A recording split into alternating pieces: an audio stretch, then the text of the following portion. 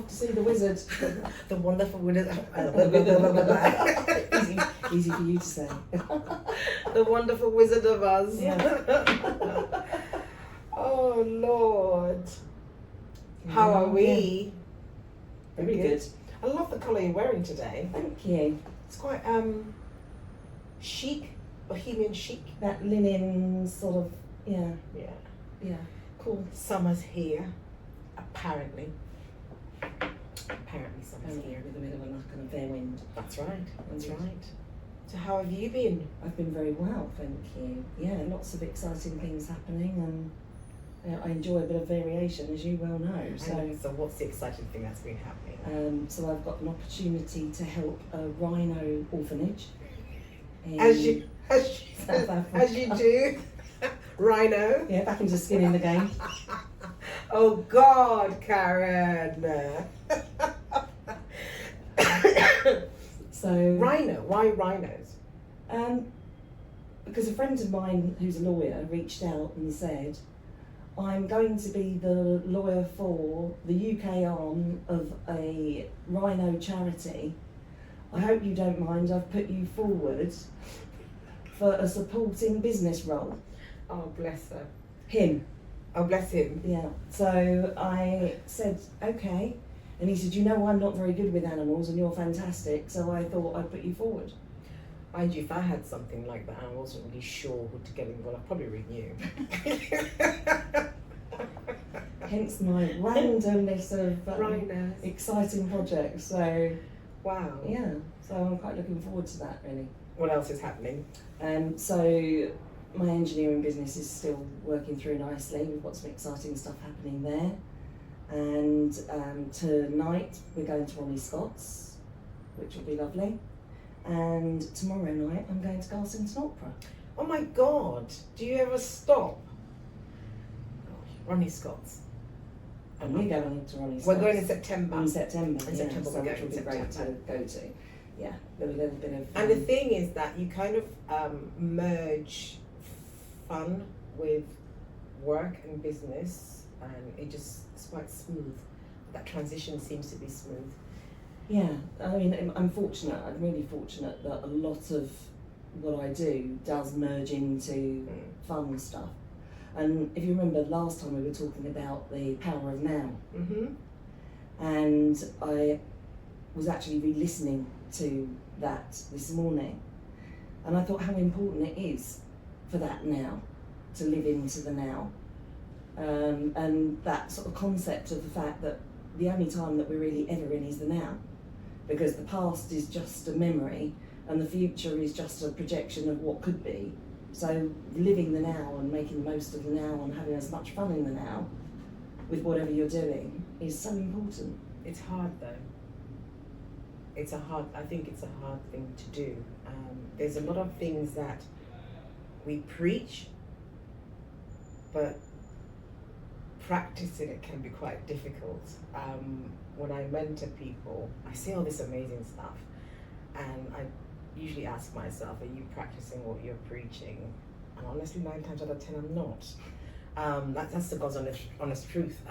It's so easy to see from the outside. It is, but the now, I have to keep, it's that fake it till you make it thing, where I have to keep reminding myself and telling myself to do it until you kind of get used to it. Because if I try to just be in the now, live for today, live in the moment, all those things that we say, I'm still worrying about tomorrow. I'm still worrying about things I haven't done. And even when I do take care of it, I wasn't feeling well yesterday, and I tried to stay in bed. I was feeling very guilty about staying in bed because I was like, I have so much to do. I can't. No, but be in the now. You're good at that, I think, and I'm faking it till I make it. Yeah, it's living in the moment in your control to a degree. So I was actually on a call on Tuesday where we were talking about imposter syndrome. And I brought up the story that I'd mentioned to you before about Queen of the Monsters and taking that control. And it came to me in the moment, in the now, that we all often talk about we are what we eat. Yeah. However, you take that to a different angle and say we are what we speak. So if you think I'm tired, I'm hungry, you're speaking what you are. I know that there's a little bit of blurring around that, but quite often, if you're scared and you're saying I'm scared, you make yourself more scared. Whereas if you take control and say I'm not going to be scared, or I can do this, or I can look at this in a different way. So one example on the call was a lady who was a designer, and she said that she often feels that the piece of work that she's done isn't good enough. So she then does another one or another one. And I said to her, but if you reframed that, and rather than doing the other ones almost out of fear because you don't think they're good enough, if you reframed it and said, gosh, that one was really good, I'm actually going to do another couple that will be equally as good, so that the client has choice. Then you're then taking control and taking a different approach with a different mindset in the way that you speak it to yourself. From a faith perspective, from a spiritual perspective, is speaking something into existence. Motive be. So you speak it, and it is. That which you speak is. And I believe in that. I always find that if I speak positively about something, be it a situation, a person, whatever it is, then it becomes that. I embrace that, I embody that. If I'm negative about something, it will always remain negative. And it's really that simple. It's really and truly that simple. But it's also quite difficult to be in that moment, be in that now where you're trying to speak the positive thing into existence all the time. Similar to what you just said, my brother, who's an architect who you've met, so he's trying to, or he's the one everybody in the family goes to design whatever we need. Doesn't matter if he's done it before or not, he's our go-to person. My nephews, are graduating this year, so they've gone to him to design their graduation party invites.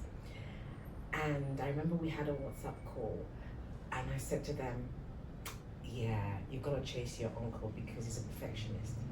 Whatever he develops or produces first, he's never going to be happy with. But that one thing will be absolutely phenomenal. And my brother's like, no, don't listen to her, blah, blah, blah, blah, blah. Well, it came to pass because he designed it, put it in the WhatsApp group, and my nephew's like, whoa. In fact, my nephew said, I think it was something like, with all due respect, uncle, I didn't know you were this talented. So there is that piece where you can speak something to existence, but you also have to have, I guess, confidence in your ability. But also, in Zui's case, he always feels like whatever he's produced is not good enough, and I wish he could see it through my eyes.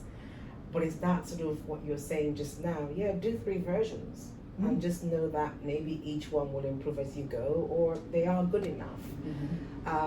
And I speak to him a lot, and he tries to speak positivity to existence, but that little voice just like, oh, it's not good enough, it's not quite right, and then it becomes that, and you speak that negativity into existence. But what happens is, who you're sending it to, who you're delivering it to, loves it. Do you know, am I making sense? Do you know what I mean? And I think that's the difference between, when you're doing something for somebody else, perfectionism is an illness. It is. So whenever I don't suffer from it. I think I do actually. Depends on the situation. Depends on the day. Yeah. So when I'm speaking to people that I know lean towards perfectionism, and quite rightly, sometimes the perfectionism, we talked about being pedantic earlier, didn't we? And so I'm so free flow and quite chilled about most things, but then when it needs to be sharp, I go in like a rocket. So people don't expect that. They don't expect it, so sometimes I can be a bit of a, where did that come from?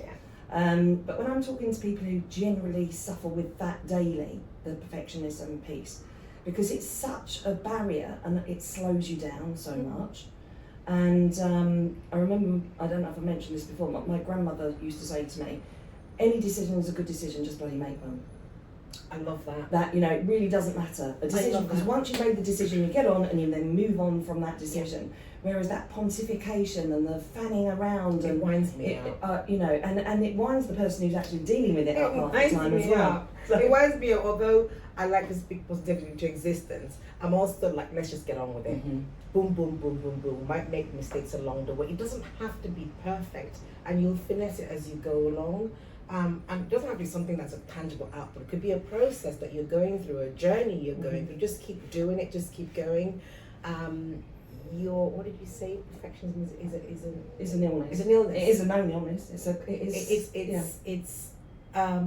It can be crippling, and it can stop you from moving forward from a business perspective, from a personal perspective. It doesn't have to be perfect, but we live in a world now, Karen, where being perfect is the gold standard. Yeah, but there really isn't a perfect, is there? So you've got all these airbrushed photos and but it's striving for that perfection. You might not even know what that perfection is, but you're going for it, you're striving for it, and that's why I met a friend of mine, an acquaintance, friend, not somewhere in between, who I hadn't seen for a while. I didn't meet her, I actually saw her on Zoom, and I was a bit like, whoa, because that didn't look like the person I hadn't seen for years. She obviously felt the need to kind of have fillers and all sorts of things. That's fine, that's your prerogative, to each their own. But my God, the first thing that came to my mind is that striving for, or going for perfection. It doesn't exist. Which doesn't exist, yeah. And I mean, I often talk about football, or any sport really. So, but football's such a unilateral, universal sport, as in soccer. And you've got Messi on one side and Ronaldo on the other.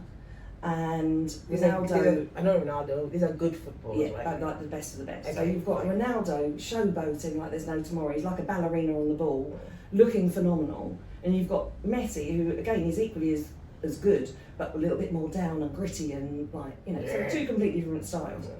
And so one you could say is beautiful in so many respects, and one you could say is a bit, you know, down and gritty. Now, the object of the game is to score a goal. So how you score the goal and how you look scoring the goal. However you glide as a ballerina, it doesn't really matter. It doesn't really matter. So you could have Ronaldo showboating and looking fabulous all the way to the goal and miss, and Messi down and dirty, tripping over, heading it in at, you know, at the last minute and scoring. So ultimately you're better off getting a Messi goal than you are with a beautiful miss. Oh God! And so if you pontificate too long, you may well miss. That's right. That's you know, 9 times out of 10, you will miss if you just keep faffing about. You will miss. So what we're saying is, live in the here and now. Don't overthink it. Just think it, say it, do it. If it's wrong, try to fix it. Doesn't have to be perfect. Just do your best. Absolutely. The best is the best that you can do in the now, at any moment. Oh, I in the love now. that. God, you come up with this, and the best is the best you can do in the now. That's got to be a hashtag. That's got to be an in the now hashtag. For sure. I like